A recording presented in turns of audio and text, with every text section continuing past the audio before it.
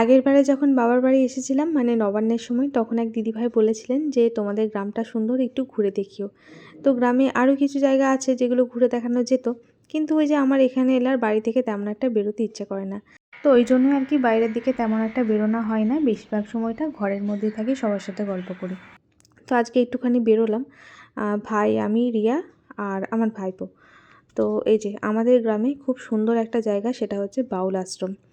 এই জায়গাটা কিন্তু খুব সুন্দরভাবে তৈরি করা হয়েছে। এখানে বাউল হয়, ওই যে গোল করে খড়ের ছাউনি দেওয়া সুন্দর একটা জায়গা করা আছে, ওখানে বাউল হয়। ছোট ছোট অনুষ্ঠানগুলো ওখানে হয়, আর পাশে ওই যে বড় করে স্টেজ করা আছে, ওখানে বড় করে অনুষ্ঠান হলে ওখানে হয়। তবে আমরা একবার এসেছিলাম, তখন এই যে গোল করে যে খড়ের ছাউনি দেওয়া জায়গাটা করা আছে সুন্দর মতো, ওখানে বাউল হচ্ছিল। জায়গাটা কিন্তু খুবই সুন্দর, অনেকটা জায়গা জুড়ে সুন্দরভাবে এই বাউল আশ্রমটা তৈরি করা হয়েছে। বাইরে থেকে আসে মানুষজন এখানে অনুষ্ঠান করতে, বা এখানে ঘুরতেও কিন্তু অনেক মানুষ আসেন। খুবই সুন্দর জায়গা। আর এই যে দেখুন কী সুন্দর, এখানে সবজিও কিন্তু লাগিয়েছে, সবজি, ফুল, তারপর ফলের গাছ, সব রকমই কিন্তু এখানে বসিয়েছে। ওই যে পাশে ওটা বোধহয় পেঁয়াজ গাছ ছিল, আর বাঁধাকপি লাগিয়েছে। আর এই যে এখানে আমার ভাইয়ের কোলে আমার ভাইপো রয়েছে। তো চলুন আপনাদেরকে একটু ঘুরে দেখাই। আর অনেক দিন আগে এসেছিলাম, তেমন একটা আসা হয় না। আর দেখুন এত বড় জায়গা, সমস্ত জায়গা কিন্তু সুন্দরভাবে পরিষ্কার পরিচ্ছন্ন, কোথাও কিন্তু এতটুকু নোংরা নেই। খুব সুন্দরভাবে যত্ন সহকারে কিন্তু এই সমস্ত কিছুকে মেনটেন করা হয়। আর বন্ধুরা, এই গাছটা কি, এটা কি জামরুল গাছ? আমি কিন্তু জানি না। ভাই বলল হয়তো হতে পারে জামরুল গাছ, তো আমি ঠিক জানি না। তো আপনারা যদি কেউ জানেন একটু কমেন্ট করে জানাবেন। তো বন্ধুরা, কি সুন্দর ছোট ছোট ফুল ধরেছে, দেখতে বেশ ভালো লাগছে, তাই আপনাদের সাথে একটু শেয়ার করলাম।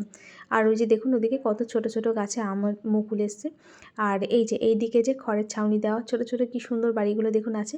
এখানে কিন্তু অনেক মানুষ যারা বাইরে থেকে আসেন এই বাড়িগুলোতে থাকেন, মানে তাই সেই জন্যই বোধহয় এই বাড়িগুলো করা হয়েছে। আর এই যে দেখুন কত সুন্দর, অনেকটা জায়গা জুড়ে কিন্তু এই বাউল আশ্রমটাকে তৈরি করা হয়েছে। আর এই যে আমার ভাইপো বাবার কোল থেকে ছুটে চলে এসছে পিপির কোলে উঠবে বলে। আর এই যে দেখুন কত ছোট একটা গাছে কত সুন্দর সবেদা ধরেছে, ছোট ছোট, দেখতে কিন্তু বেশ ভালো লাগছে। একদম ছোট্ট মতো কিন্তু গাছটা, কিন্তু সবেদা গাছ কিন্তু অনেক বড় হয়। আর এগুলো দেখুন কত ছোট গাছে সবেদা ধরেছে।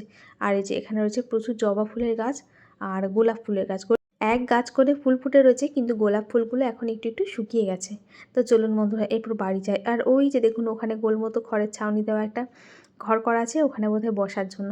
তো এই যে বাড়িতে চলে এসেছি। আর এখন আগের দিন যে পায়েস করেছিলাম, পায়েসটা বাড়ির সবার খুব ভালো লেগেছে।